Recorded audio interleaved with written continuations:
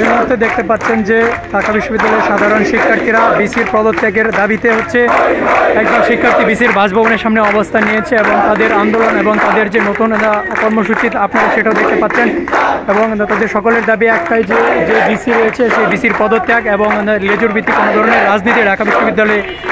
এটা যে কোনো দল হতে পারে, কোনো দলের রাজনীতি ঢাকা বিশ্ববিদ্যালয়ে চলবে না। এই দাবিতে সাধারণ শিক্ষার্থীরা আবারও রাজপথে নেমে এসেছে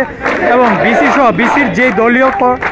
ব্যক্তিবর্গ রয়েছে তাদের সকলের পদত্যাগের দাবিতে সাধারণ শিক্ষার্থীরা আবারও ঢাকা বিশ্ববিদ্যালয়ের